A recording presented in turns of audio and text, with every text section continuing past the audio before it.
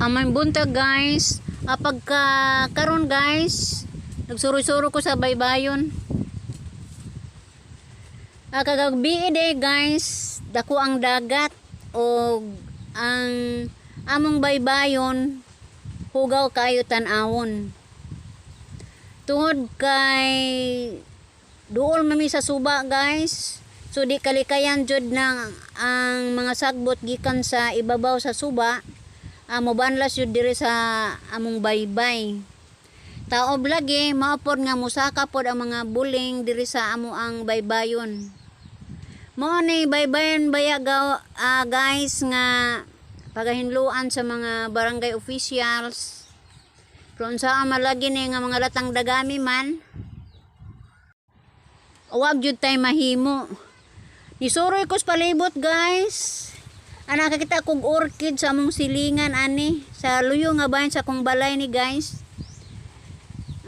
Bisag nami diri daplan sa baybay makita gyapon namo ang mga orchids o akong nadiparahan guys nga ang kini di ang kahoy nga pagatpat. Dako day kapuslanan kayo guys kay na dani akong mataaning mga kahoy nga tulid mo'y gipakaputan og labat sa among silingan. Tulid kay siya guys kay giatiman man. Labong na kaayo siya tan-awon.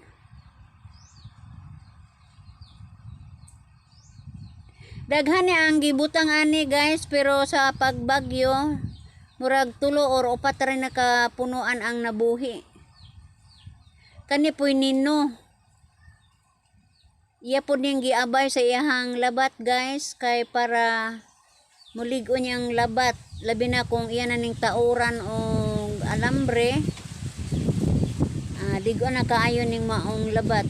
Mao ni pagatpat guys nga kahoy. Ang usaan ni natumba sa panahon pa ni sa audit. Di na madagbakod. O sa pikas bahin mao ni ang bahay guys.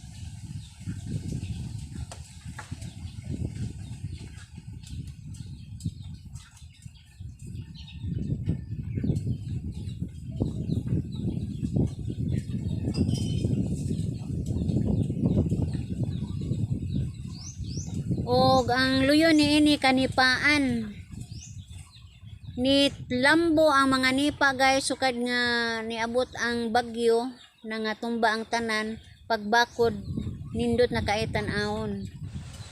Kay numdum man ang dapita guys nag-vlog ko ani galampas sa may kanal. Pagkakaroon guys wa kani malampasin na kay naa pa man koy gipamati. O makalugar ko ako ra gyud ning lampasan guys. Kay ngilad man tanawon mutabo na sa may kanal ang mga sagbot. Pagkakaron dili sa ninako hinluan. Lisod kayo among agyanan ay guys tikangunon. Mo na nga maikog bitaw ko kung aduna ko'y mga bisita mo tabo kaning among lugar.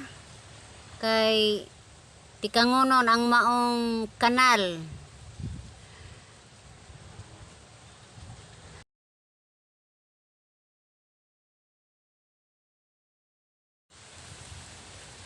Nilapos lang po ko sa amo ang lamingan guys. Kay pag ato na ko sa lamingan gagmay pa man amo mga baboy ambot kakaro kung sa naidagway. Hinay lang ko latay-latay ni guys.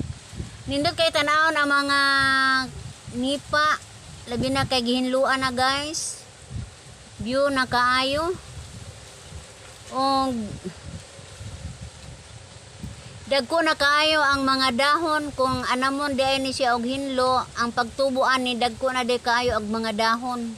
So kung maghinlo kag nipa guys mupuli di ay ang maayo.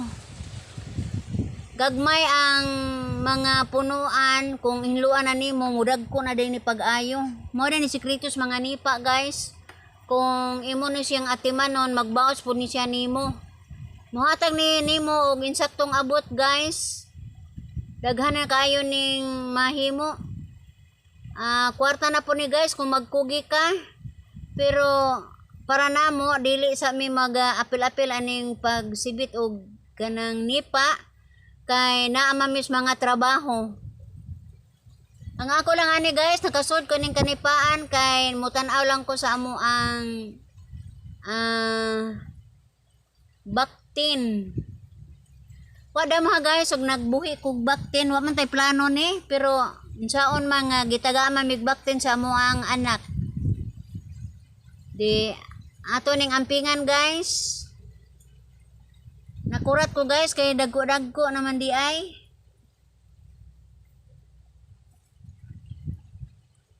Arang hinluang lamingan guys. Pero gatuo jud ko ani wa pa ni hinluing mister. Tingali ginluan ni gahapon sa hapon sa dayon na niyang pagpahuman o panglawog.